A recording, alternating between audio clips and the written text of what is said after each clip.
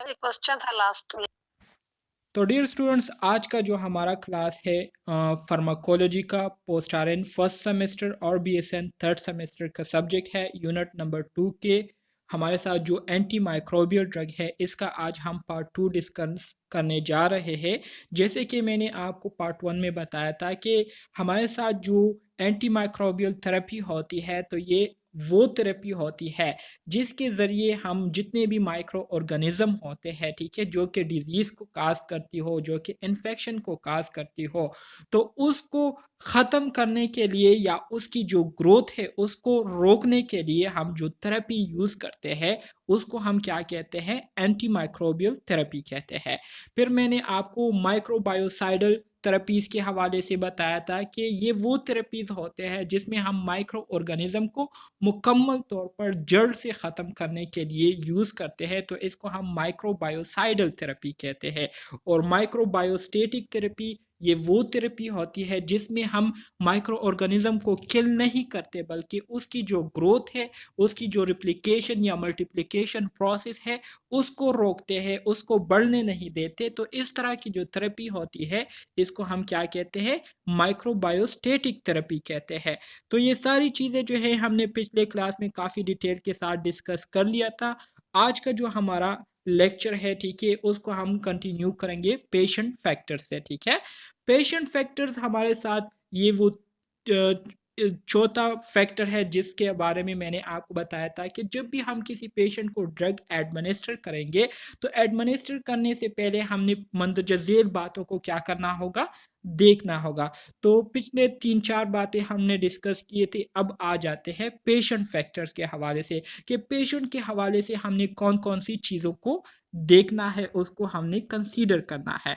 तो सबसे पहले तो आपने पेशेंट का जो इम्यून सिस्टम है उसको आपने देखना है, ठीक है, कि किसी किस्म के ड्रग को एलर्जिक तो नहीं है, ठीक है। आया जब हम इनको ड्रग देते हैं तो जो ड्रग हम उनको दे रहे हैं, आया उस ड्रग को ये पेशेंट तो एलर्जिक नहीं है, ठीक है, या इससे इस पेशेंट का जो इम्यून सिस्टम है वो डिप्रेस तो नहीं होगा, इम्यून सिस्टम जो है वो मुतासिर तो नहीं होगा।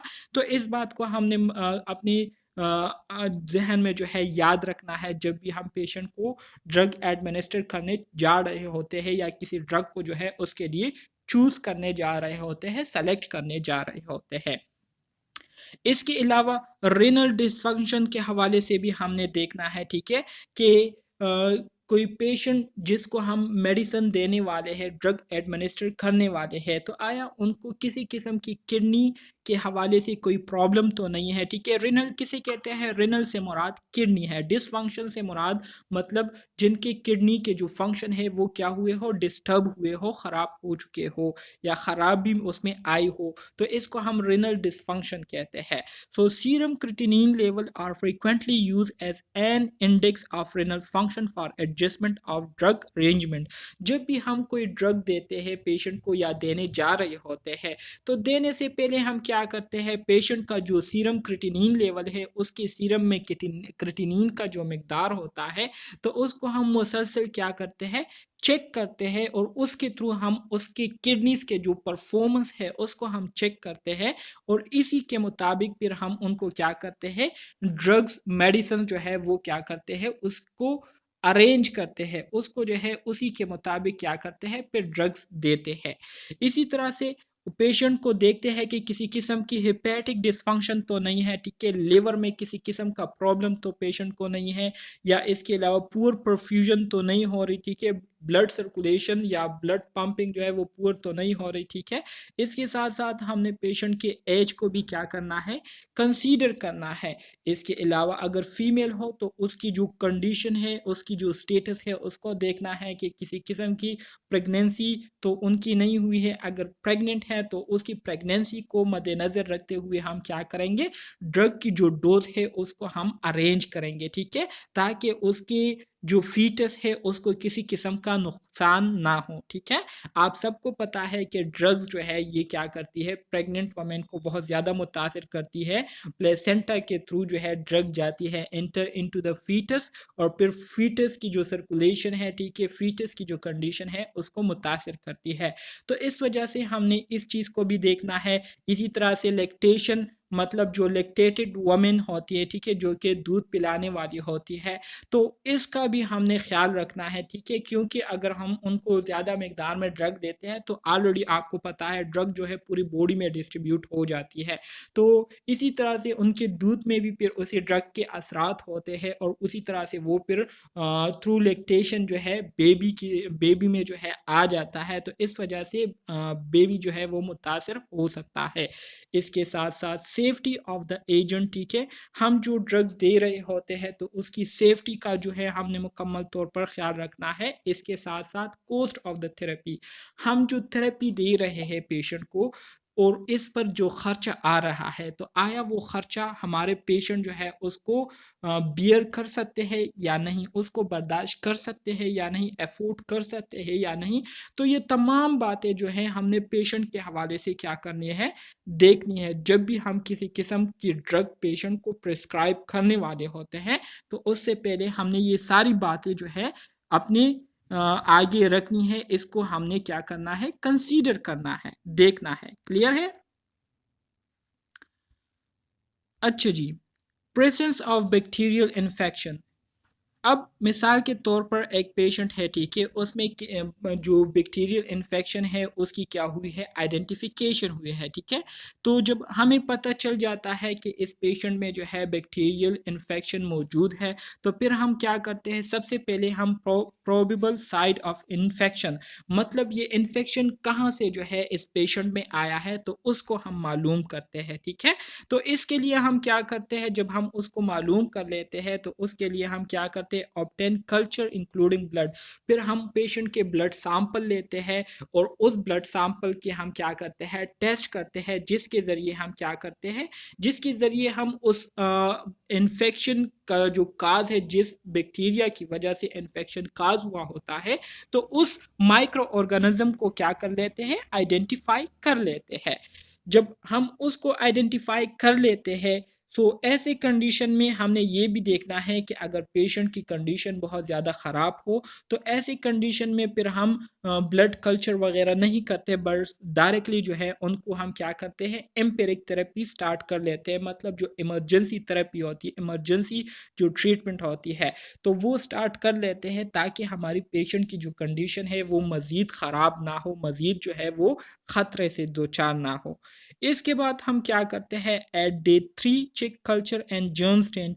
इसी तरह से जब हम उनको एम्पेरिक थेरेपी दे देते हैं तो उसके 3 दिन बाद जो है हम क्या करते हैं, जो टेस्ट हमने किए होते हैं, ठीक है, तो उसको देखते हैं और ग्राम स्टेनिंग प्रोसीजर को परफॉर्म करते हैं।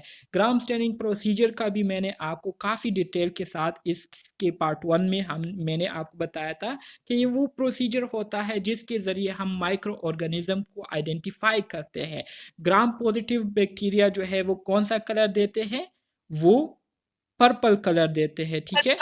हाँ, और जो ग्राम नेगेटिव बैक्टीरिया होते हैं वो कौन सा कलर देते हैं, पिंक कलर देते हैं। बिल्कुल, ये 2 एमसीक्यूज आपके एग्जाम में लाजमी तौर पर आएंगे, सो आप लोगों को ये क्लियर आपके माइंड में जो है ये याद होना चाहिए।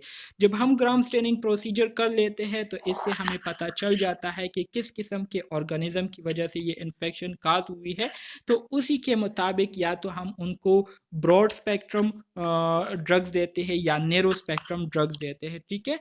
सो नैरोवेस्ट स्पेक्ट्रम और इसी तरह से स्ट्रीमलाइन एंटीबायोटिक जो हमारे साथ जो कॉमनली हम देते हैं, तो वो नैरोवेस्ट स्पेक्ट्रम देते हैं, ठीक है, जिसमें हम क्या करते हैं, जिसमें हम एक ख़ास ऑर्गेनिज्म के लिए वो ड्रग्स होते हैं और उसी ख़ास माइक्रो ऑर्गेनिज्म को वो क्या करती है, मुतासिर करती है। जबकि ब्रॉड स्पेक्ट्रम इसको इस वजह से कहते हैं कि उस ब्रॉड स्पेक्ट्रम में हमारे साथ दोनों पॉजिटिव नेगेटिव सारे आ जाते हैं, ठीक है। हर तरह की जो इन्फेक्शन है उसको वो क्या करता है, वो उसके माइक्रो ऑर्गेनिज्म को वो असरअंदाज होती है, तो उस वजह से हम इसको क्या कहते हैं, ब्रॉड स्पेक्ट्रम कहते हैं। इसी तरह से नेगेटिव और कॉलोनाइजेशन। इसी तरह से फिर हम ये भी देखते हैं कि बैक्टीरिया ने कॉलोनाइजेशन की है कि नहीं, मतलब अपनी ग्रोथ वगैरह की है कि नहीं। अगर की होती है तो फिर हम दोबारा से क्या करते हैं, उसी प्रोसीजर को फॉलो करते हुए एक मुकम्मल प्रोसेस को दोबारा से रिपीट करते हैं और इस सारे प्रोसेस को हम क्या करते हैं, फिर से पेशेंट पर इम्प्लीमेंट करते हैं। तो इस तरीके से हम क्या करते हैं, ड्रग प्रिस्क्रिप्शन करते हैं इस प्रोसेस के ज़रिए। इन सारे स्टेप्स को परफॉर्म करने के बाद फिर हम पेशेंट को क्या करते हैं, ड्रग्स एडमिनिस्टर करते हैं। Spectrum of antibiotics. अब आ जाते हैं एंटीबायोटिक्स के स्पेक्ट्रम के हवाले से, ठीक है। जैसे कि आप लोगों ने बताया था स्टार्ट में ही पार्ट 1 में कि सर ये नैरो स्पेक्ट्रम एंटीबायोटिक्स किसे कहते हैं और ब्रॉड स्पेक्ट्रम एंटीबायोटिक किसे कहते हैं। तो यहाँ पर अब हम पढ़ेंगे इसको। सबसे पहले बात करते हैं नैरो स्पेक्ट्रम एंटीबायोटिक्स की। नैरो स्पेक्ट्रम एंटीबायोटिक्स जो है, इसमें आपके पास सबसे पहले नंबर पर आता है क्या, आइसोनाइजिड्स जो है ये एक्टिव है ओनली अगेंस्ट माइकोबैक्टीरिया। आइसोनाइजिड जो है ये नैरो स्पेक्ट्रम एंटीबायोटिक है और ये सिर्फ माइकोबैक्टीरिया के खिलाफ काम करती है। नैरो स्पेक्ट्रम एंटीबायोटिक से मुराद ये है कि ये हमारे साथ वो एंटीबायोटिक्स होते हैं जो कि सिर्फ ख़ास माइक्रो ऑर्गेनिज्म के पर क्या होते हैं, असरअंदाज होते हैं। इस को आप हर तरह के माइक्रो ऑर्गेनिज्म के लिए यूज़ नहीं कर सकते, बल्कि जिस माइक्रो ऑर्गेनिज्म की वजह से इन्फेक्शन काज हुई होती है, तो उसी माइक्रो ऑर्गेनिज्म के अगेंस्ट जो ड्रग काम करती है, तो उसी ड्रग को जो है आपने देना होता है, ताकि वो ड्रग जो है सिर्फ उसी माइक्रो ऑर्गेनिज्म को इफेक्ट करे जिसकी वजह से इन्फेक्शन काज हुई होती है। तो इस तरह के जो एंटीबायोटिक्स होते हैं इसको हम नैरो स्पेक्ट्रम एंटीबायोटिक कहते हैं। नैरो से मुराद ये है कि ये स्पेसिफिकली माइक्रो ऑर्गेनिज्म को क्या करती है, इफेक्ट करती है, ठीक है, पार्टिकुलर माइक्रो ऑर्गेनिज्म को इफेक्ट करती है, ठीक है। यहाँ पर एग्जांपल आपको दिया है कि आइसोनाइजिड ये वो एंटीबायोटिक्स है जो कि सिर्फ माइकोबैक्टीरिया को क्या करती है, इफेक्ट करती है। फिर इसके बाद आपके पास दूसरा जो स्पेक्ट्रम आता है इसको हम क्या कहते हैं, इसको हम एक्सटेंडेड स्पेक्ट्रम कहते हैं। एक्सटेंडेड स्पेक्ट्रम एंटीबायोटिक्स क्या है, ampicillin act against gram positive and some gram negative bacteria. Extended spectrum antibiotics ये वो एंटीबायोटिक्स होते हैं जो कि ज़्यादातर कॉमनली एक किस्म के बैक्टीरिया के लिए यूज़ होते हैं, लेकिन इसके साथ साथ थोड़ी मिकदार में, कुछ मिकदार में जो है वो दूसरे क्लास के बैक्टीरिया को भी मुतासिर कर सकती हो। तो ऐसे जो एंटीबायोटिक्स होते हैं इसको हम एक्सटेंडेड स्पेक्ट्रम एंटीबायोटिक कहते हैं। मतलब ये किसी एक बैक्टीरिया या एक क्लास से लिमिटेड नहीं होती या एक क्लास के साथ लिमिटेड नहीं होती, बल्कि ये एक क्लास के अलावा दूसरे क्लास के माइक्रो ऑर्गेनिज्म को भी कुछ हद तक मुतासिर करने की काबिलियत रखती है। तो ऐसे एंटीबायोटिक्स को हम एक्सटेंडेड स्पेक्ट्रम एंटीबायोटिक कहते हैं, ठीक है। इसी तरह से जो ब्रॉड स्पेक्ट्रम एंटीबायोटिक्स होते हैं, तो इसमें आपके पास tetracycline, chloramphenicols affect a wide variety of microbial species। Tetracycline और क्लोरमफेनिकोल ये क्या है, ये ब्रॉड स्पेक्ट्रम एंटीबायोटिक है और इनका काम ये होता है कि ये variety of microbial species, variety से मुराद ये है कि बहुत सारे अकसाम के माइक्रो ऑर्गेनिज्म को क्या करती है, एट अ टाइम इफेक्ट कर सकती है। मिसाल के तौर पर आपको पता नहीं है कि ये बीमारी किस इन्फेक्शन की वजह से, किस माइक्रो ऑर्गेनिज्म की वजह से काज हुई है, ठीक है, और पेशेंट जो है वो बहुत ज़्यादा ख़तरनाक है उनकी सिचुएशन। तो ऐसे कंडीशन में आप उनको ब्रॉड स्पेक्ट्रम एंटीबायोटिक्स दे सकते हैं। क्यों? क्योंकि ब्रॉड स्पेक्ट्रम एंटीबायोटिक जो है ये वेराइटी ऑफ माइक्रो ऑर्गेनिज्म, मतलब बहुत सारे माइक्रो ऑर्गेनिज्म को जो है, मुख्तलिफ किस्म के माइक्रो ऑर्गेनिज्म को ये क्या करती है, इफेक्ट करती है, उसको जो है असरअंदाज होती है उस पर। तो इस वजह से इसको क्या कहते हैं, ब्रॉड स्पेक्ट्रम एंटीबायोटिक्स कहते हैं। क्लियर है? Yes sir. ओके, अच्छा जी, यहाँ पर आपको एक डायग्राम मेंशन किया गया है जिसके ज़रिए जस्ट आप लोगों को जो नैरो स्पेक्ट्रम है, जो ब्रॉड स्पेक्ट्रम है और जो एक्सटेंडेड स्पेक्ट्रम है, इसके कंसेप्ट को जो थोड़ा सा समझाने की कोशिश आपको यहाँ पर की गई है। तो यहाँ पर अगर आप देखें, ठीक है, मैं थोड़ा सा इसको जूम कर लेता हूँ। यहाँ पर अगर आप देखें तो आपको क्लियरली जो है समझ आ जाएगा। सबसे पहले लाइन में अगर आप देखें पेनिसिलिन को, तो पेनिसिलिन कॉमनली ज़्यादातर किस किस्म के बैक्टीरिया को इफेक्ट कर रही है? ग्राम पॉजिटिव बैक्टीरिया को इफेक्ट कर रही है, ठीक है। इसके साथ साथ थोड़ी सी मिकदार में जो है ये ग्राम नेगेटिव बैक्टीरिया को भी क्या कर सकती है? इफेक्ट करने की काबिलियत रखती है।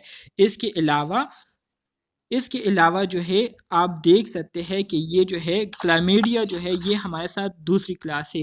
तो ग्राम जो पेनिसिलिन है कॉमनली ये ग्राम पॉजिटिव बैक्टीरिया को क्या करती है? इफेक्ट करती है, लेकिन इसके अलावा ये क्या कर सकती है? ग्राम नेगेटिव बैक्टीरिया को भी क्या कर सकती हैं? इफेक्ट कर सकती हैं। और जो क्लैमीडिया है दूसरे बैक्टीरिया है उसको भी इफेक्ट कर सकती है। तो ये हमारे साथ कौन सा है? ये हमारे साथ एक्सटेंडेड फॉर्म है, ठीक है। एक्सटेंडेड स्पेक्ट्रम एंटीबायोटिक्स के होते हैं। इसी तरह से दूसरे नंबर पर अगर आप देखिए, ठीक है, यहाँ पर आपको मेंशन किया गया है दूसरे नंबर पर अगर आप देखें जो सल्फोनामाइड्स और सेफलोस्पोरिन है, ठीक है। इसके अलावा क्विनोलोन्स हो गए, कार्बापिनिम्स हो गए, ठीक है। तो ये कौन से है? ये आपके पास ग्राम पॉजिटिव भी है और ग्राम नेगेटिव भी है, मतलब ज़्यादातर ग्राम पॉजिटिव बैक्टीरिया को इफेक्ट करती है और इसके अलावा 30% जो है ग्राम नेगेटिव बैक्टीरिया को इफेक्ट करती है। इसी तरह से स्ट्रेप्टोमाइसिन जो है ये ग्राम नेगेटिव बैक्टीरिया है, ठीक है। ये ग्राम नेगेटिव बैक्टीरिया को इफेक्ट कर सकती है, जैसे कि आपके पास आपको नज़र आ रहा होगा, ठीक है। स्ट्रेप्टोमाइसिन ये वाला ग्राम नेगेटिव बैक्टीरिया को ज़्यादातर इफेक्ट करती है और इसके अलावा माइकोबैक्टीरिया को भी इफेक्ट करती है। टेट्रासाइक्लिन ये आपके पास अब क्या है? टेट्रासाइक्लिन ये आपके पास अब ब्रॉड स्पेक्ट्रम एंटीबायोटिक्स हैं। क्यों? क्योंकि ये ग्राम नेगेटिव को भी इफेक्ट करती है, ग्राम पॉजिटिव को भी इफेक्ट करती है, क्लाइमेडिया को भी और रिकेट्सी माइक्रो ऑर्गेनिज्म को भी इफेक्ट करती है। तो बहुत सारे मुख्तलिफ वेराइटीज़ के माइक्रो ऑर्गेनिज्म को ये इफेक्ट करने की काबिलियत रखती है। इसी तरह से आइसोनाइजिट ये क्या है? ये नेरो स्पेक्ट्रम है। क्यों? क्योंकि ये सिर्फ एक ऑर्गेनिज्म के लिए क्या है? स्पेसिफाइड हुआ है। सो ये नेरो स्पेक्ट्रम एंटीबायोटिक है। इसी तरह से पोलीमैगजीन जो है ये भी हमारे साथ क्या है? ये भी हमारे साथ क्या कहते हैं? नेरो स्पेक्ट्रम एंटीबायोटिक है। क्यों? क्योंकि ये सिर्फ ग्राम नेगेटिव बैक्टीरिया के लिए क्या है? इफेक्टिव है, ना ग्राम पॉजिटिव को इफेक्ट कर सकती है, ना माइकोबैक्टीरिया को। सो इस वजह से ये हमारे साथ नेरो स्पेक्ट्रम है। इसी तरह से वेनकोमाइसिन जो है ये भी हमारे साथ नेरो स्पेक्ट्रम एंटीबायोटिक है। क्यों? क्योंकि ये सिर्फ ग्राम पॉजिटिव बैक्टीरिया पर असरअंदाज हो सकती है, इसके अलावा दूसरे क्लास के बैक्टीरिया को इफेक्ट नहीं करती। तो क्लियर हो गया ये बात? Yes sir. Okay, very good. अच्छा जी, आ जाते हैं what is anti microbial resistance. Anti microbial resistance किसे कहते हैं? अगर आपको याद हो तो कल भी मैंने आपको लेक्चर में बताया था कि एंटी माइक्रोबियल रेजिस्टेंस से मुराद ये है कि ये हमारे साथ क्या होता है? ये हमारे साथ वो कंडीशन होती है कि जब आप किसी पेशेंट को ड्रग देते हैं और वो ड्रग जो है उस पेशेंट पर असर नहीं कर रहा होता, पेशेंट की कंडीशन में किसी किस्म की बेहतरी नहीं आ रही होती, तो इसका मतलब ये है कि जितने मिकदार में आप ड्रग दे रहे हैं तो उतने मिकदार में माइक्रो ऑर्गेनिज्म जो है क्या कर रही है? वो इस ड्रग को रेजिस्टेंस शो कर रही है, इस ड्रग की मुखालफत कर रही है, इसको मज़ाहमत जो है शो कर रही है, जिसकी वजह से ये किसी किस्म के असरात जो है उस ऑर्गेनिज्म पर नहीं कर रही होती। तो इस कंडीशन को क्या कहते हैं? एंटी माइक्रोबियल रेजिस्टेंस कहते हैं। So antimicrobial resistance is the ability of microbes to resist the effect of drugs in some doses या same dosage is called antimicrobial resistance। ठीक है, क्लियर है? When the drug lose the ability to either kill or inhibit the growth of microbes and the microbe gain the ability to survive in the presence of drugs to which they were previously susceptible, this is called resistance। resistance किसे कहते हैं?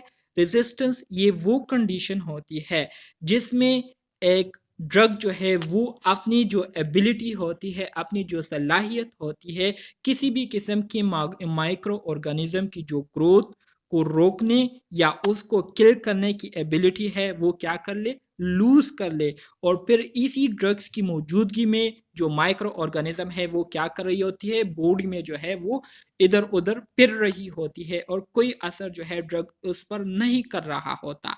तो इस condition को हम क्या कहते हैं, इस कंडीशन को हम रेजिस्टेंस कहते हैं। क्लियर है? जी सर। Very good. इंतहाई सिंपल है, इसमें किसी किस्म की ऐसी कोई कंफ्यूजन वाली बात नहीं है जिसकी वजह से आप कंफ्यूज हो जाएं। तो कोशिश किया करें कि मेरी बात को आप लोग गौर से सुना करें ताकि किसी किस्म की कंफ्यूजन आपके माइंड्स में नहीं रहे। अब आ जाते हैं इंट्रिंसिक रेजिस्टेंस की तरफ। What is intrinsic resistance? Intrinsic resistance is the इनेट ability of a bacterial species to resist activity of a particular antimicrobial drug।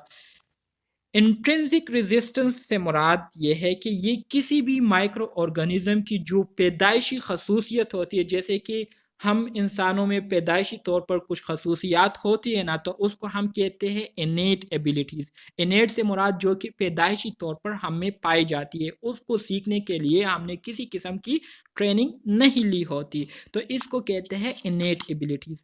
सो कुछ बैक्टीरियल स्पीशीज़ ऐसे होते हैं जिनमें पैदाइशी तौर पर ये एबिलिटी मौजूद होती है कि वो कुछ ख़ास किस्म के ड्रग्स के ख़िलाफ़ जो है क्या करती है, मुज़ाहमत शो करती है, और वो ड्रग जो है इन बैक्टीरियाज़ पर किसी किस्म का असर जो है वो नहीं कर सकती। तो इसको हम क्या कहते हैं, इस एबिलिटी को हम इंट्रिंसिक रेजिस्टेंस कहते हैं। ठीक है। This can also be called insensitivity. इसको हम इनसेंसिटिविटी भी कह सकते हैं सिंपल अल्फाज में। इनसेंसिटिविटी से मुराद ये है कि वो ड्रग्स जो है बैक्टीरिया पर कोई असर जो है वो नहीं कर रही होती, तो ड्रग्स क्या होते हैं, इनसेंसिटिव हो जाते हैं। ठीक है, क्योंकि उसका असर जो है बैक्टीरिया पर नहीं पड़ रहा होता, तो इसको हम इनसेंसिटिविटी कहते हैं। Since it occurred in organisms that have never been susceptible to that particular drug। ठीक है, तो इसको हम क्या कहते हैं, इंट्रिंसिक रेजिस्टेंस कहते हैं। क्लियर हो गया? Lack of affinity of the drug for the bacterial target। Lack of affinity of the drug for the bacterial target, इससे क्या मुराद है? इससे मुराद ये है कि ड्रग में जो है ये एबिलिटी नहीं रहती कि वो फिर बैक्टीरिया पर क्या करे, हमला करे। बैक्टीरिया जो है ये टारगेट होती है किस चीज़ का, ड्रग का जो है, ये बैक्टीरिया जो है ड्रग की क्या होती है, टारगेट होती है, और बैक्टीरिया जो है ड्रग जो है इसी बैक्टीरिया पर हमला करके इसको, इसकी ग्रोथ को या रोकती है या इसको किल करती है।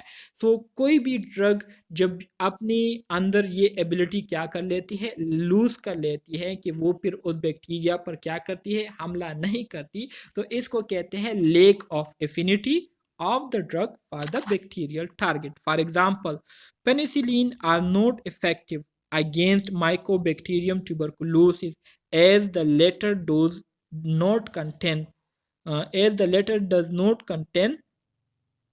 does not contain peptidoglycan in the cell wall। Penicillin जो है ये जो हमारे साथ माइकोबैक्टीरियम ट्यूबरकुलोसिस ऑर्गेनिज्म होता है ना, तो इसके अगेंस्ट किसी किस्म के इफेक्ट जो है वो शो नहीं करती। क्यों? क्योंकि इसके अंदर जो है पेप्टाइडोग्लाइकेन इनके सेल वॉल में नहीं होती। ठीक है, माइकोबैक्टीरिया ट्यूबरकुलोस बैक्टीरिया का जो सेल वॉल है उसमें पेप्टाइडोग्लाइकेन नहीं होता, तो पेप्टाइडोग्लाइकेन ना होने की वजह से पेनिसिलिन क्या करता है, इस बैक्टीरिया को इफेक्ट नहीं कर सकता। क्यों? क्योंकि पेनिसिलिन का जो ख़ास फंक्शन होता है वो ये होता है कि ये बैक्टीरिया के सेल वॉल पर अटैक करता है। ठीक है, वो सेल वॉल जो कि पेप्टाइडोग्लाइकेन से बना होता है, और उस सेल वॉल को ख़त्म करते हुए अंदर जाती है और बैक्टीरिया को क्या करती है, किल करती है, ख़त्म करती है। सो अब अगर कोई बैक्टीरिया का सेल वॉल पेप्टाइडोग्लाइकेन से नहीं बना है, ठीक है, तो इसका मतलब ये है कि पेनिसिलिन में जो है इस सेल वॉल को ख़त्म करने की काबिलियत या एबिलिटी जो है नहीं है, तो इस वजह से ये पेनिसिलिन फिर इस बैक्टीरिया को इफेक्ट नहीं कर सकेगी। ठीक है, तो इसको कहते हैं lack of affinity of the drug for bacterial target. inaccessibility of the drug into a bacterial cell। inaccessibility of the drug into the bacterial cell. For example, gram-negative bacteria are naturally resistant to vancomycin and penicillin, ठीक है, because of inability to penetrate outer membrane.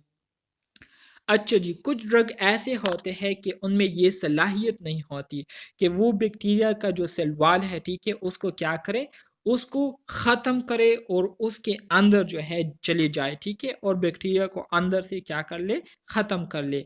तो इसको कहते हैं inaccessibility of the drug, मतलब drug जो है इसमें ये काबिलियत नहीं होती कि वो बैक्टीरिया का जो सेल है उस तक रसाई हासिल करे।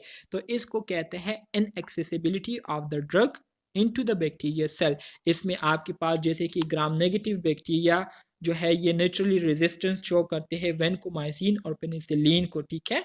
तो इस वजह से ये क्या होते हैं, इस वजह से ये वेनकोमाइसिन और पेनिसिलिन जो है ग्राम नेगेटिव बैक्टीरिया का जो आउटर मेम्ब्रेन है इसको नहीं तोड़ सकती, इसको जो है नहीं इसमें जो है सुराख नहीं कर सकती, जिसकी वजह से इनकी रसाई जो है वो बैक्टीरिया के सेल के अंदर नहीं हो पाती। तो इस वजह से ये बैक्टीरिया पर फिर कोई असर भी नहीं शो करता। ठीक है, क्लियर है ना ये टॉपिक्स?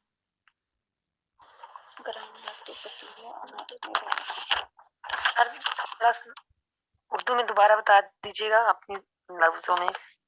अच्छा जी, देखिए, lake of affinity of the drug for bacterial target, इसका मतलब ये है कि कुछ ड्रग ऐसे होते हैं, ठीक है, कि वो बैक्टीरिया पर किसी किस्म का हमला नहीं कर पाती। क्यों?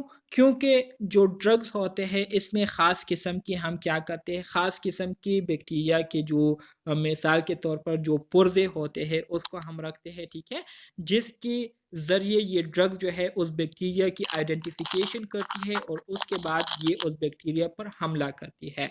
तो कुछ ड्रग ऐसे होते हैं जो कि बैक्टीरिया को आइडेंटिफाई नहीं कर पाते, ठीक है, आइडेंटिफाई ना करने की वजह से वो ड्रग जो है उन बैक्टीरिया पर हमला नहीं करते और इस वजह से वो जो है उस ड्रग की मौजूदगी के बावजूद वो जो है उस बैक्टीरिया को किसी किस्म का नुकसान जो है नहीं पहुंचा सकती। तो इसको कहते हैं lack of affinity of the drug for the bacterial target.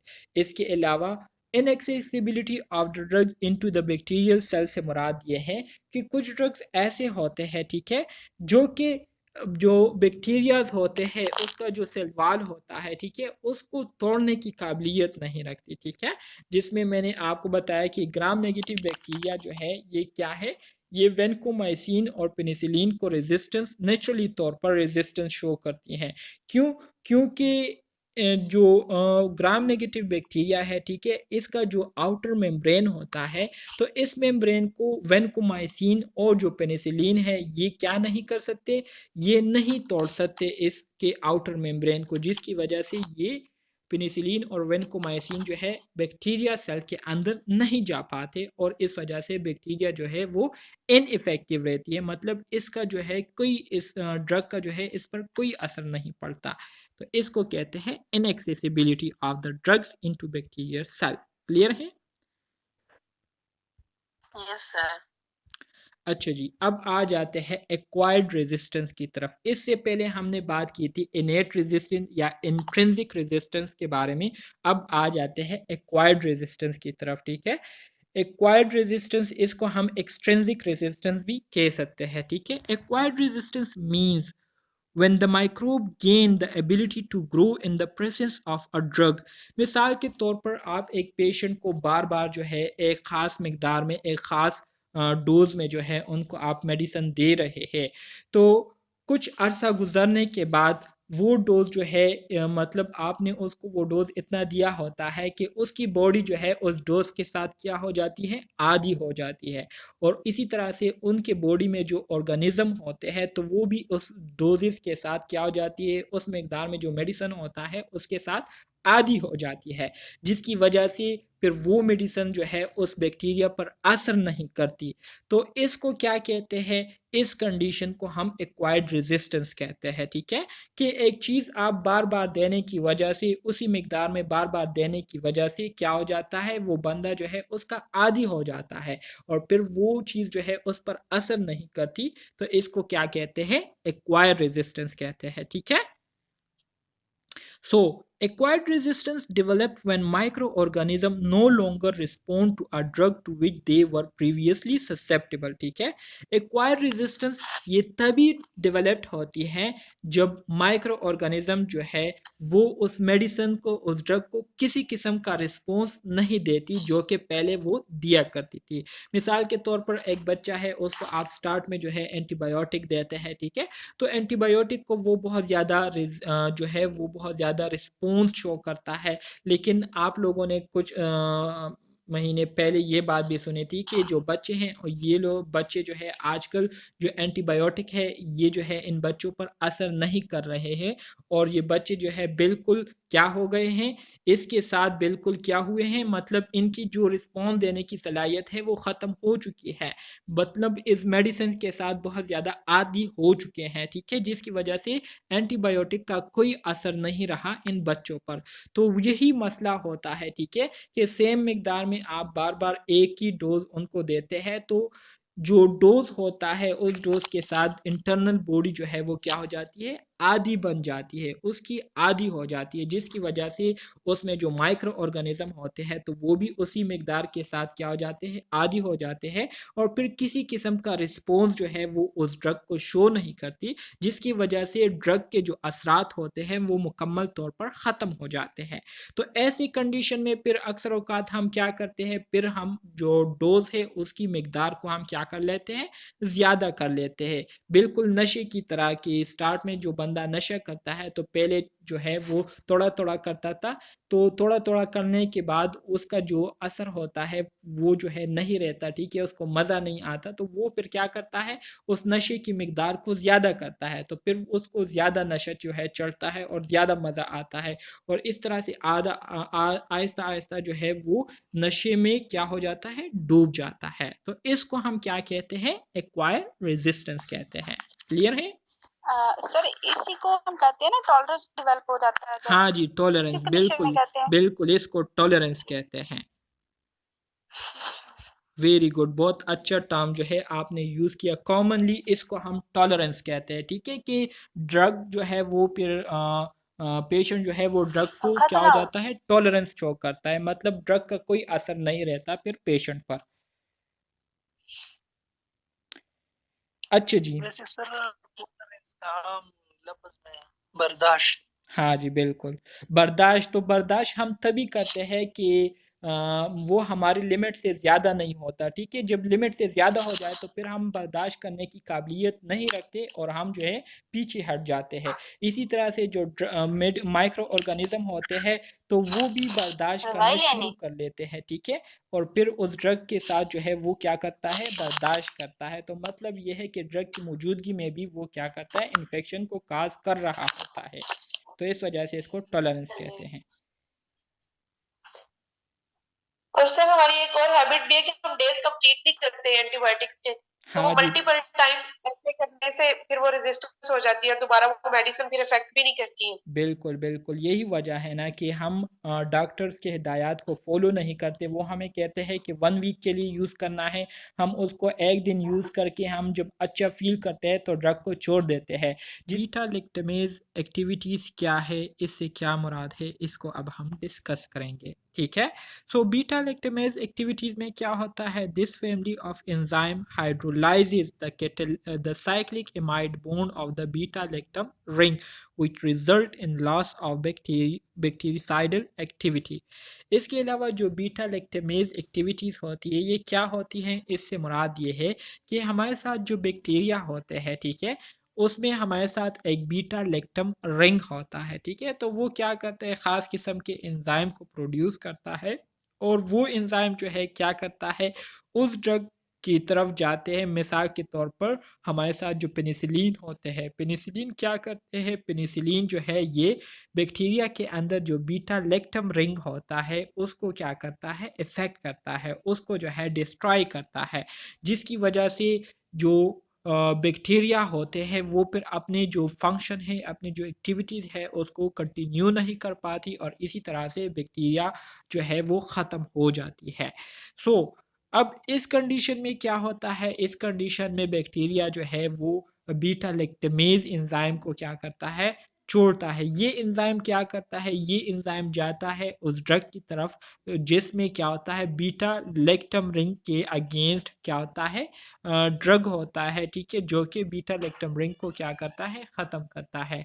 सो ये एंजाइम क्या करता है, उस ड्रग की तरफ जाता है उस बीटा लैक्टम रिंग की जो बॉन्डिंग है उसको ख़त्म कर देती है, ठीक है। तो इस वजह से वो ड्रग जो है वो फिर इफ़ेक्टिव नहीं रहता, किस चीज़ के लिए, उस बैक्टीरिया के लिए जिसके लिए हमने ये ड्रग दिया होता है पेशेंट को, ठीक है। और इसी तरह से फिर बैक्टीरिया जो है उस ड्रग की वजह से ख़त्म नहीं होती। तो इस तरह से भी रेजिस्टेंस जो है प्रोड्यूस होती है बॉडी में। इसके अलावा अल्टर्ड पीबीपी, पीबीपी से क्या आता है, P stand for penicillin, B stand for binding and P stand for protein. तो पेनिसिलिन बाइंडिंग प्रोटीन, ठीक है, इसको आप याद रखें अपने साथ। सो जब बैक्टीरिया अपने पेनिसिलिन बाइंडिंग प्रोटीन को क्या करता है, चेंज कर लेता है, तो इसकी वजह से भी क्या होता है, जो बीटा लैक्टम एंटीबायोटिक्स होते हैं उसकी जो एफिनिटी होती है वो क्या हो जाती है, डिक्रीज हो जाती है। एफिनिटी से मुराद ये है कि वो फिर जो बैक्टीरिया होता है जो कि पेनिसिलिन के साथ क्या करता है, पेनिसिलिन बाइंडिंग प्रोटीन के साथ जो है वो क्या करता है, एक्ट करता है, तो वो फिर नहीं करता और इस वजह से वो बैक्टीरिया जो है वो फिर बीटा लैक्टम एंटीबायोटिक से महफूज रहते हैं और इसी तरह से ड्रग्स की मौजूदगी में भी वो अपने काम को जारी रखे होते हैं। तो ये कुछ कंडीशन है जिसकी वजह से हमारे बॉडी में क्या होता है, रेजिस्टेंस प्रोड्यूस होता है। इसके अलावा मैंने आपको एक इंट्रिंसिक रेजिस्टेंस का बताया और एक्वायर्ड रेजिस्टेंस का बताया। इसके अलावा रेजिस्टेंस की डिफिनीशन भी मैंने आपको की। तो उम्मीद करता हूँ ये तीनों चीज़ें आपको क्लियर होंगी। अच्छा जी, ये यहाँ पर एक डायग्राम जो है आपको यहाँ पर शो किया गया है, जिसमें अगर आप देखें तो स्टार्ट में जब आप क्या करते हैं, बैक्टीरियासाइडल ड्रग्स देते हैं, ठीक है, मिसाल के तौर पर एंटीबायोटिक। ये आपके पास क्या है, ये आपके साथ एक ट्रे है जिसमें क्या किया गया है, जिसमें बैक्टीरिया जो है मौजूद है, ठीक है। यहाँ पर अगर देखें तो कम तादाद में है, लेकिन यहाँ पर अगर देखें तो तादाद जो है बहुत ज़्यादा बढ़ चुकी है। जब यहाँ पर हम एंटीबायोटिक्स देते हैं, ठीक है, एंटीबायोटिक जो है इन बैक्टीरिया पर डालते हैं, तो यहाँ पर आप फिर देख सकते हैं कि बैक्टीरियोसाइडल एक्टिविटी की वजह से वो सारे बैक्टीरिया क्या हो गए, ख़त्म हो गए। इसी तरह से अगर आप क्या करते हैं, बैक्टीरियोस्टेटिक ड्रग्स देते हैं, इस डिश में बैक्टीरियोस्टेटिक ड्रग डालते हैं, तो ये बैक्टीरिया अपनी जो तादाद है उसको नहीं बढ़ा पाते, बल्कि उसी तादाद में ही जो है ये बैक्टीरिया रहते हैं, ठीक है। तो बैक्टीरियोस्टेटिक जो है बैक्टीरिया की तादाद को बढ़ने नहीं देते और बैक्टीरियोसाइडल जो है बैक्टीरिया को मुकम्मल तौर पर क्या करते हैं, जड़ से उखाड़ देते हैं। इसी तरह से जब कंडीशन जो है वो क्या हो जाती है, टॉलरेंट हो जाती है, टॉलरेंस जो है वो प्रोड्यूस हो जाती है बॉडी में। तो जब फिर हम क्या करते हैं, ड्रग डालते हैं, ठीक है, या ड्रग एडमिनिस्टर करते हैं, तो वो फिर उस बैक्टीरिया पर किसी किस्म का असर नहीं करता और ड्रग की मौजूदगी के बावजूद बैक्टीरिया जो है अपनी कॉलोनीज बनाते हैं, अपनी जो तादाद है उसको बढ़ाते रहते हैं। इसी तरह से sensitive strain with resistant mutant, ठीक है, वही बात है कि अगर आप जो है ड्रग देते हैं, ड्रग देने के बावजूद भी जो है वो क्या करता है, किसी किस्म का इफ़ेक्ट शो नहीं करता और तादाद जो है उसी तरह से बढ़ती चली जाती है रेजिस्टेंस की वजह से। तो उम्मीद करता हूँ रेजिस्टेंस का जो कंसेप्ट है वो भी क्लियर हो चुका होगा और बैक्टीरियोस्टेटिक और साइडल का कंसेप्ट भी यहाँ से क्लियर हो चुका होगा। Anti microbial drugs. अब आ जाते हैं एंटी माइक्रोबियल ड्रग्स की तरफ। हमारे साथ मुख्तलिफ किस्म के एंटी माइक्रोबियल ड्रग्स है, ठीक है। एंटी माइक्रोबियल ड्रग्स, एंटी किसे कहते हैं? Against micro organism. Anti mean against, microbial mean micro organism, drug mean medicine. So वो ड्रग्स जो कि हम माइक्रो ऑर्गेनिज्म के खिलाफ यूज़ करते हैं उसको हम एंटी माइक्रोबियल ड्रग्स कहते हैं। तो इसमें बैक्टीरिया के लिए भी आ जाते हैं जिसको हम एंटी बैक्टीरियल कहते हैं, वायरसेस के लिए हम उसको एंटी वायरल कहते हैं, फंगस के लिए हम एंटी फंगल कहते हैं, और प्रोटोजोल के लिए हम एंटी प्रोटोजोल कहते हैं, ठीक है। तो इन सारों को हम वन बाय वन इंशाल्लाह डिस्कस करेंगे और इसको समझने की कोशिश करेंगे, ठीक है। क्लियर है? Yes sir. ओके जी। अच्छा जी, सबसे पहले हम थोड़ी सी हिस्ट्री पर रोशनी डाल देते हैं कि एंटीबायोटिक जो है ये कैसी इसकी दरियाफ्त हुई, ठीक है, किसने इसको दरियाफ्त किया था, तो इसको हम थोड़ा सा डिस्कस कर लेते हैं जस्ट नॉलेज के लिए। Before penicillin introduction there was no effective treatment for treating infection. Penicillin के प्रोडक्शन या इसके दरियाफ्त से पहले किसी किस्म की कोई ख़ास इलाज जो है वो नहीं थी किसी भी किस्म के इन्फेक्शन के लिए, कि वो इस इन्फेक्शन को जो है इफ़ेक्टिव तरीके से क्या करे, ट्रीट करे और इन्फेक्शन को ख़त्म करे। लेकिन जब 1928 में पेनिसिलिन जो है ये डिस्कवर्ड हुई, first true antibiotic was discovered by Alexander Fleming, professor of bacteriology at Stenson Mary hospital in London. London में एक हॉस्पिटल था स्टेंसन मैरी हॉस्पिटल, ठीक है, वहाँ पर ये एक प्रोफेसर थे बैक्टीरियोलॉजी के, ठीक है। बैक्टीरियोलॉजी को क्या करते थे, स्टडी करते थे, उसको टीच किया करते थे, पढ़ाया करते थे, ठीक है। सो इनका नाम क्या था? अलेक्जेंडर फ्लेमिंग था। इन्होंने जो है 1928 में पेनिसिलिन को क्या किया था, डिस्कवर्ड किया था। ये एक एमसीक्यूज है जो कि आप लोगों के पास ये याद होना चाहिए आपके माइंड में, ठीक है। Alexander Fleming was a bit disorderly in his work, he lift his petri dishes uncovered, ठीक है। Upon returning from holiday, he noticed that a fungus, Penicillium notatum, had contaminated a culture plate of Staphylococcus bacteria. This fungus had created bacteria-free zone where it grew on a plate, ठीक है। अच्छा जी, Alexander Fleming जो है ये bacteria पर काम कर रहे थे या कोई रिसर्च कर रहे थे, ठीक है, और रिसर्च के दौरान ही वो किसी काम के लिए जो है वहाँ से चले गए, और इसी तरह से उन्होंने जो रिसर्च शुरू किया था, ठीक है, तो उस रिसर्च को उन्होंने जो है बिल्कुल खुला छोड़ दिया। जो प्रीटी डिशेस थे उसको उन्होंने जो है अनकवर छोड़े।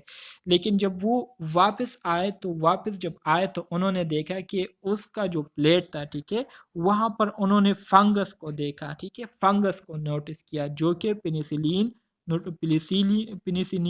नोटेटम था, ठीक है।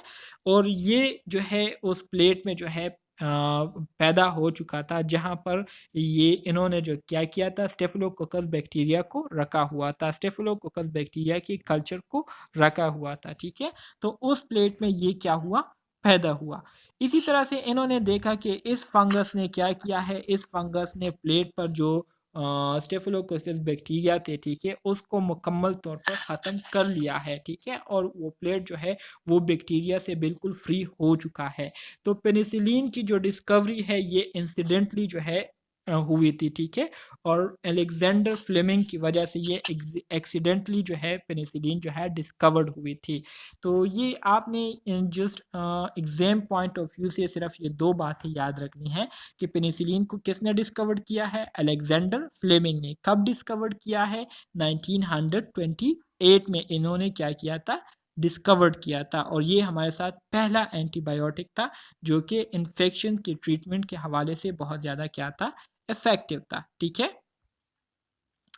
अच्छा जी, फिर क्या हुआ, Fleming isolated and grieved the mold in pure culture. He found that penicillin notatum proved extremely effective even at very low concentration, preventing staphylococcus growth even when diluted 800 times.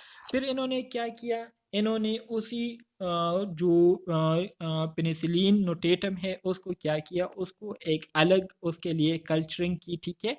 और वहाँ पर इन्होंने जो है क्या किया, स्टेफिलोकोकस जो बैक्टीरिया है, ठीक है, उसकी ग्रोथ की, ठीक है। जब ग्रोथ की उसकी और उस पर इन्होंने दोबारा से ये पेनिसिलिन नोटेटम डाला, ठीक है। तो इन्होंने देखा कि पेनिसिलिन ने जो है इन बैक्टीरिया की जो ग्रोथ है उसको मुकम्मल तौर पर स्टॉप की हुई है और स्टेफिलोकोकस जो है ये अपनी ग्रोथ नहीं कर पा रही, ठीक है।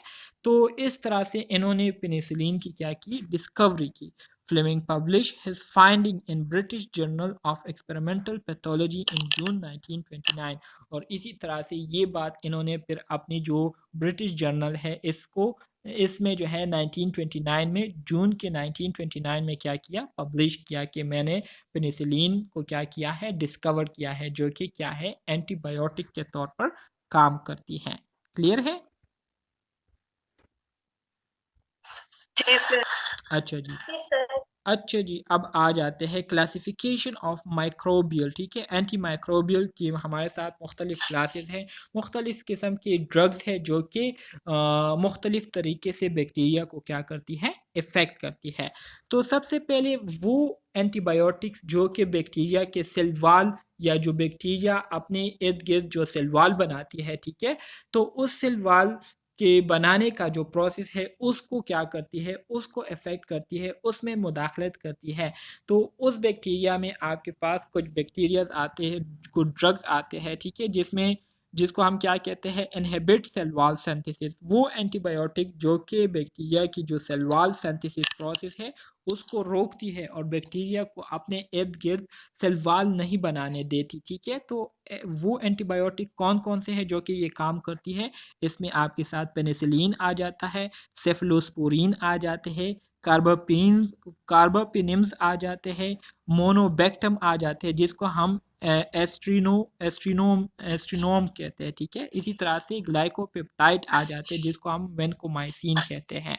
सो ये क्या है, ये वो एंटीबायोटिक्स हैं जो कि बैक्टीरिया को अपने इर्द गिर्द सेल वॉल बनाने नहीं देती, ठीक है। तो इन एंटीबायोटिक्स को हम क्या कहते हैं, inhibiting cell wall synthesis antibiotics कहते हैं। क्यों? क्योंकि ये बैक्टीरिया के इर्द गिर्द सेल वॉल बनाने का जो प्रोसेस है उसको कंप्लीट नहीं होने देती, उसको करने नहीं देती, ठीक है। और इसी तरह से बैक्टीरिया जो है वो हमेशा क्या होता है, एक्सपोज रहता है ड्रग को, जिसकी वजह से वो फिर ख़त्म हो जाते हैं। तो इसमें आपके साथ पेनिसिलिन, सेफलोस्पोरिन, कार्बापेनिम्स, मोनोबैक्टम और ग्लाइकोपेप्टाइड्स आ जाते हैं। क्लियर है? इसी तरह से वो एंटीबायोटिक्स जो कि बैक्टीरिया को प्रोटीन्स बनाने नहीं देती, ठीक है। प्रोटीन्स बैक्टीरिया इसलिए बनाते हैं ताकि वो अपनी ग्रोथ को क्या करे, बढ़ा सके। सो अपनी ग्रोथ को बढ़ाने के लिए क्या करती है, प्रोटीन्स, बैक्टीरिया क्या करती है, प्रोटीन्स को बनाती है। सो प्रोटीन्स को बनाने का जो अमल है इसको रोकने के लिए जो एंटी माइक्रोबियल ड्रग हम यूज़ करते हैं, तो उसमें हमारे साथ क्लोरमफिनिकोल्स आ जाते हैं, टेट्रासाइक्लिन आ जाते हैं, मैक्रोलाइड्स आ जाते हैं, ओजाजिलोडिनोन्स आ जाते हैं, ठीक है। और इसी तरह से अमीनोग्लाइकोसाइड्स आ जाते हैं, ठीक है। ओजाजोलिडिनोन्स जो है इसको हम लेंजोलिड्स भी कहते हैं सिंपल अल्फाज में, ठीक है। तो इस तरीके से आप लोगों ने याद रखना है जैसे कि मैं आप लोगों को पढ़ा रहा हूँ, ठीक है। फिर आप लोगों के लिए बहुत ज़्यादा आसान होगी। इसी तरह से वो एंटीबायोटिक्स जो कि बैक्टीरिया का जो न्यूक्लिक एसिड है, ठीक है, उसकी जो मेटाबॉलिज्म प्रोसेस है उसको क्या करती है, चेंज करती है। और बैक्टीरिया का जो डीएनए प्रोसेस या जो प्लाज्मिड है, ठीक है, प्लास्टिड कहते हैं या प्लाज्मिड, तो उस प्लास्टिड या प्लाज्मिड को जो है उसके फंक्शन को डिस्टर्ब करती है। तो उसमें आपके पास एक आता है जिसको हम क्विनोलोन्स कहते हैं। ये बैक्टीरिया का जो न्यूक्लिक एसिड है उसको क्या करती है, चेंज करती है, ठीक है, उसको इफेक्ट करती है। इसके अलावा वो एंटीबायोटिक्स जो कि बैक्टीरिया की जो फोलेट मेटाबॉलिज्म प्रोसेस है, ठीक है, जिसमें बैक्टीरिया फोलेट को क्या करते हैं, मेटाबोलाइज करती है, ठीक है, उसकी तोड़ फोड़ करती है, तो उसको रोकती है। तो उसमें आपके पास ट्राइमिथोप्रिम्स आ जाते हैं और सल्फा मिथोजोल्स आ जाते हैं, ठीक है, ट्राइमिथोप्रिम्स और सल्फामिथोजोल्स। अगर आप इन नेम्स को भी याद कर ले तो एग्जाम में आप लोगों के लिए इंतहाई सिंपल हो जाएगा। मतलब ये है कि जहाँ पर भी आपके पास एग्जाम में एमसीक्यूज आ जाए कि which one of the following drug is useful to inhibit the synthesis of cell wall of bacteria, तो आपके पास अगर ये नाम्स याद होंगे, ठीक है, ये पहले वाले जो मैंने आपको बताए ये वाले, ठीक है, तो इंशाल्लाह आप आसानी से उसको मार्क कर लेंगे। इसी तरह से अगर आपके पास एमसीक्यूज आ जाए कि which one of the following drug is effective against protein synthesis of bacteria, ठीक है, तो आपके पास फिर इसमें से एक एमसीक्यूज में से जो है इसमें से एक चॉइस जो है आपको दिया गया होगा, या आपको कहें कि which one of the following drug is effective against bacteria nucleic acid metabolism, तो वो क्विनोलोन होंगे। और इसी तरह से एमसीक्यूज इसके हवाले से भी बन सकते हैं। तो इसी तरह से अगर आप याद करते हैं तो आप लोगों के लिए बहुत ज़्यादा आसानी होगी। तो ये आपके पास एक बैक्टीरिया होता है, ठीक है, जिसके इर्द गिर्द क्या होता है, मुख्तलिफ प्रोसेसेस होते हैं। तो यहाँ पर मैं आपको थोड़ा सा समझाने की कोशिश करूँगा। सबसे पहले अगर आप बैक्टीरिया को देखें तो ये एक पूरा बैक्टीरिया होता है, ठीक है, इस बैक्टीरिया के अंदर मुख्तलिफ प्रोसेसेस होते हैं। सबसे पहले ये बैक्टीरिया के इर्द गिर्द जो आपको वाल नज़र आ रहा है, ठीक है, इसको हम क्या कहते हैं, इसको हम बैक्टीरियल सेल वाल कहते हैं, ठीक है, बैक्टीरिया का जो सेल है उसके इर्द गिर्द वाल होता है, मेम्ब्रेन होता है, जो कि पेप्टाइडोग्लाइकेन से बना होता है, ठीक है, पेप्टाइडोग्लाइकेन से। इसी तरह से बैक्टीरिया के अंदर डीएनए होता है सर्कुलर फॉर्म में, ठीक है, जो कि रेप्लिकेशन प्रोसेस के ज़रिए इसको डिवेल्प करता है और फिर यही डीएनए जो है दूसरे माइक्रो ऑर्गेनिज्म में जाते हैं। काइंडली अपने माइक को म्यूट करें।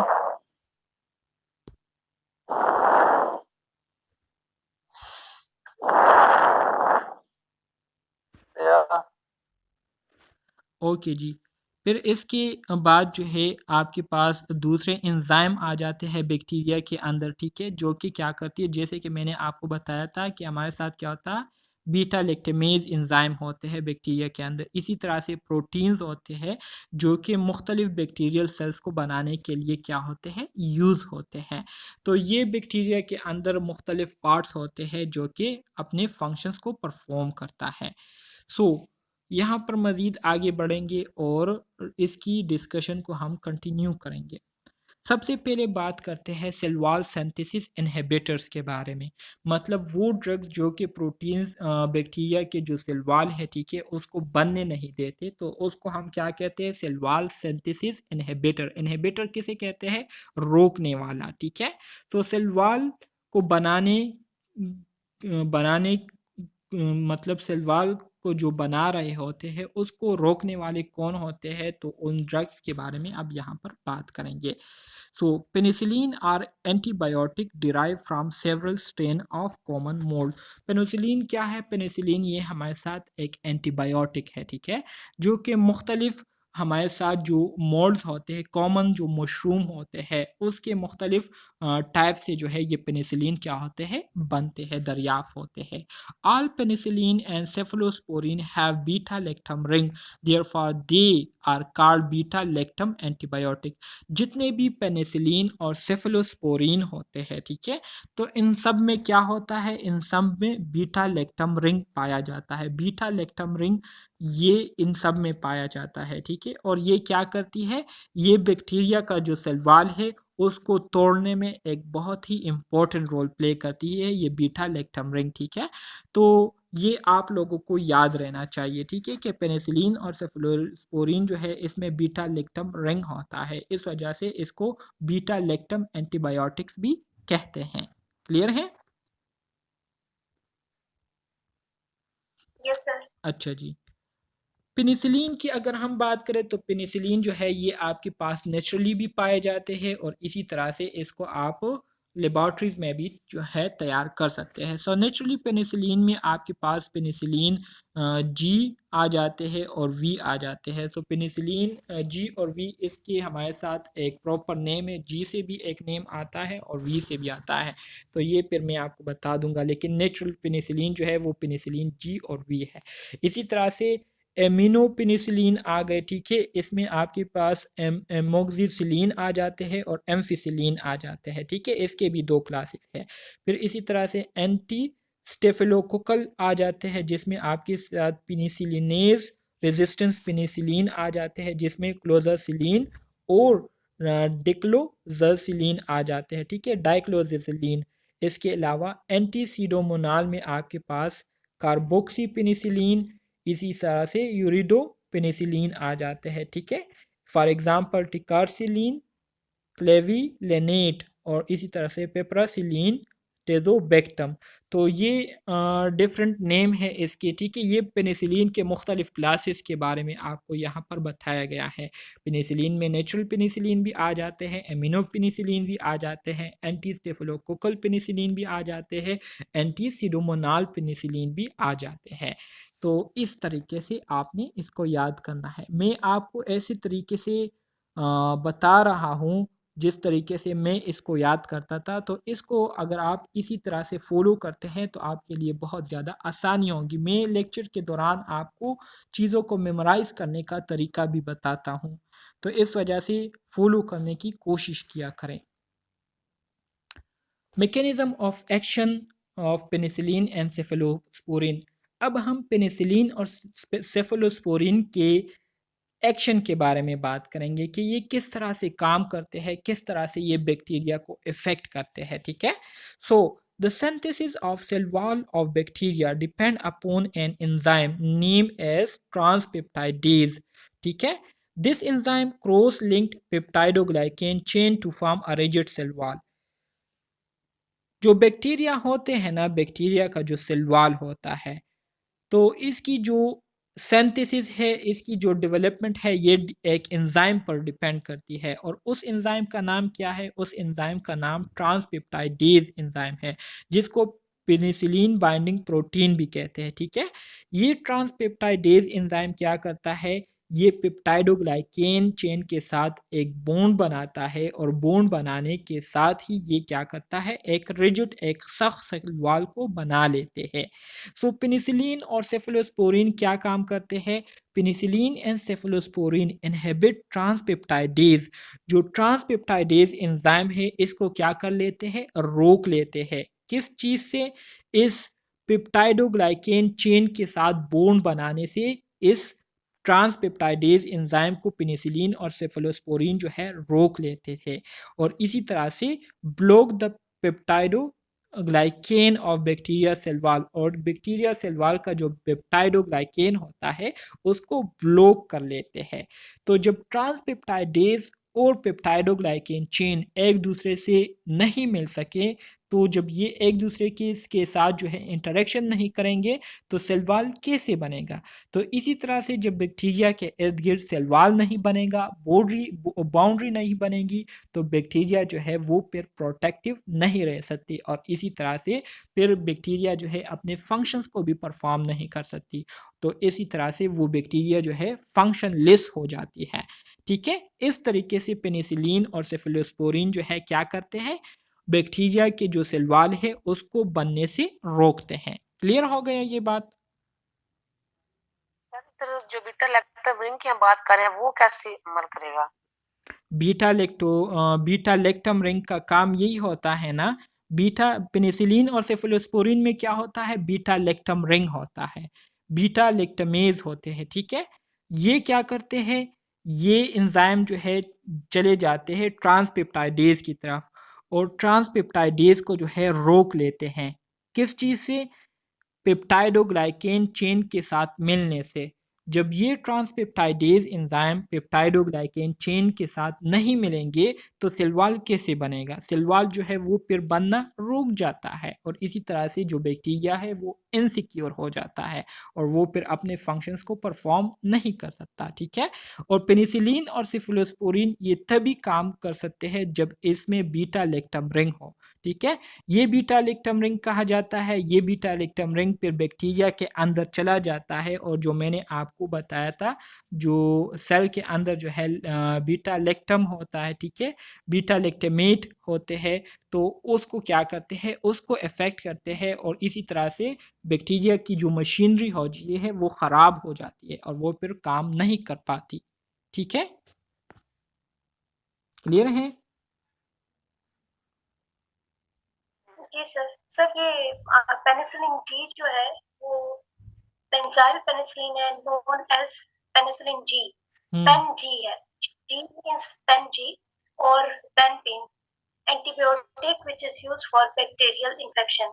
ठीक और ठीक जो ठीक पेनिसिलिन बी है वो penicillin B PCV penicillin B के एंटीबायोटिक जो कि स्पेशली यूज होती है to treat otitis media and upper respiratory tract ठीक ठीक इन्फेक्शन। ठीक ठीक ठीक ठीक ठीक सही है, very good, thank you so much ये इंफॉर्मेशन शेयर करने के लिए। अच्छा जी, कोई क्वेश्चन है?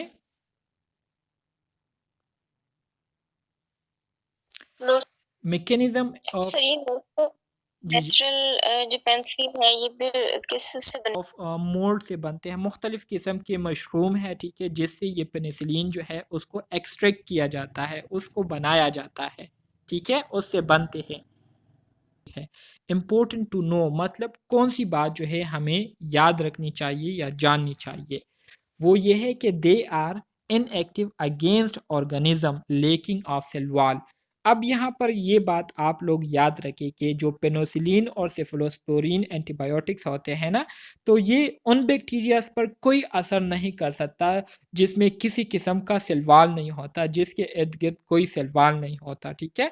तो इस वजह से ये ड्रग जो है आप ऐसे डिजीज़, ऐसे इन्फेक्शन के लिए पेशेंट को नहीं एडमिनिस्टर कर सकते जिसका जो कॉजिंग एजेंट है उसका इनएक्टिव अगेंस्ट हम एक बात organism lacking of cell wall such sir, हम एज। उधर से बात ये करें। सर एक मिनट क्वेश्चन प्लीज दे सर। हम यही तो मैं आपको स्टार्ट में भी मैंने आपको बताया, जब मैं आपको मुख्तलिफ क्लासेस बता रहा था ना कि कौन सी बैक्टीरिया एंटीबायोटिक कौन से फंक्शन करती है, तो मैंने आपको स्टार्ट में ही ये बताया कि मुख्तलिफ एंटीबायोटिक्स होते हैं जिनका ख़ास फंक्शन होता है।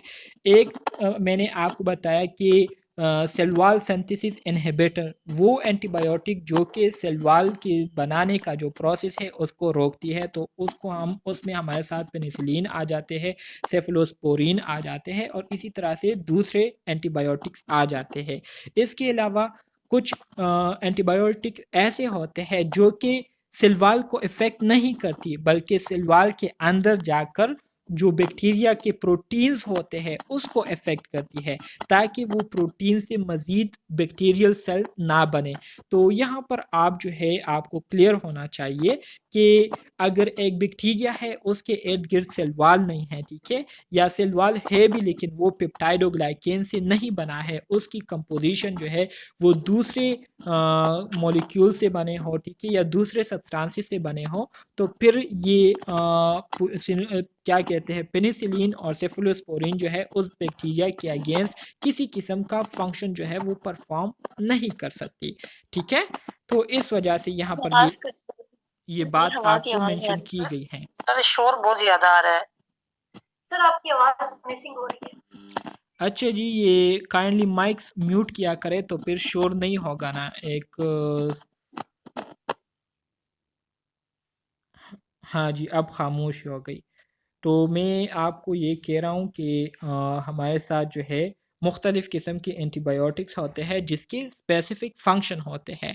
तो यहाँ पर आपको ये बताया गया है कि अगर कोई बैक्टीरिया हो जिसके इर्द गिर्द किसी किस्म का सेल वॉल ना हो, तो फिर ऐसे बैक्टीरिया के ख़िलाफ़ पेनिसिलिन और जो सेफलोस्पोरिन है ये किसी किस्म के फंक्शन जो है वो शो नहीं कर सकती। जैसे कि माइकोबैक्टीरिया हो गया, ठीक है, माइकोबैक्टीरिया हो गया, इसी तरह से प्रोटोजो हो गए, फंजाई हो गए, वायरसेस हो गए, तो ये हमारे साथ ऐसे बैक्टीरिया है जिसके इर्द गिर्द जो है सेल वॉल नहीं होता, ठीक है, या ये दूसरी कैटेगरी के बैक्टीरियाज है, इस वजह से ये पेनिसिलिन जो है इस पर एक्ट नहीं करते, ठीक है। वायरसेस के लिए आपने एंटीवायरल ड्रग देने होंगे, फंजाई के लिए एंटी फंगल देने होंगे, प्रोटोजो के लिए एंटी प्रोटोजो देने होंगे। तो इसी तरह से ये ड्रग जो है काम करेंगे, ठीक है। क्लियर हो गया ये आपको? Yes sir. ओके, आज के लिए इतना काफ़ी है क्या नहीं? इसके बाद आ जाते हैं प्रोडक्शन ऑफ आर्टोलाइसिन। प्रोडक्शन ऑफ आर्टोलाइसिन ये क्या है? यहाँ पर आपको मेंशन किया गया है, many bacteria particularly the gram positive cocci produce degradative enzyme autolysin. बहुत सारे बैक्टीरिया ख़ास तौर पर हमारे साथ जो ग्राम पॉजिटिव कोकाई हो गए, ठीक है, ये क्या करते हैं, एक ख़ास किस्म के एंजाइम को प्रोड्यूस करते हैं जिसको आर्टोलाइसिन एंजाइम कहते हैं, ठीक है।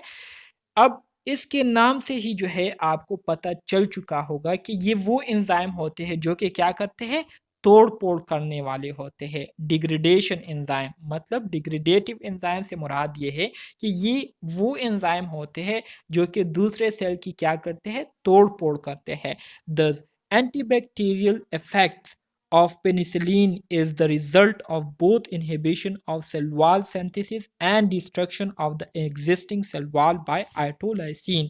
सो इसी तरह से हमारे साथ जो एंटीबैक्टीरियल इफेक्ट होते हैं पेनिसिलिन का, ठीक है, तो ये क्या करते हैं, ये पेनिसिलिन सबसे पहले जो सेल वॉल सिंथेसिस है उसको रोक देते हैं, और इसके साथ साथ जो आर्टोलाइसिन एंजाइम होते हैं, ठीक है, जो कि अंदर मौजूद होते हैं, सेल वॉल में एग्जिस्ट कर रहे होते हैं, ठीक है, तो उसको क्या करते हैं, उसको डिस्ट्रॉय करते हैं। तो इसी तरह से ये एंजाइम जो है, सॉरी ये बैक्टीरिया जो है, ये फिर क्या हो जाता है, फंक्शनलेस हो जाता है। क्लियर है? In general gram positive microorganism have cell wall that are easily reach by penicillin and therefore they are easily targeted. Gram negative bacteria have water filled channels जिसको हम पोरिन्स कहते हैं टू ड्रग एंट्री, ठीक है। इसी तरह से जो ग्राम पॉजिटिव माइक्रो ऑर्गेनिज्म होते हैं, तो इसमें क्या होता है, इनमें सेल वॉल होता है, ठीक है, इनमें क्या होता है, सेल वॉल होता है जो कि पेप्टाइडोग्लाइकेन से बना होता है।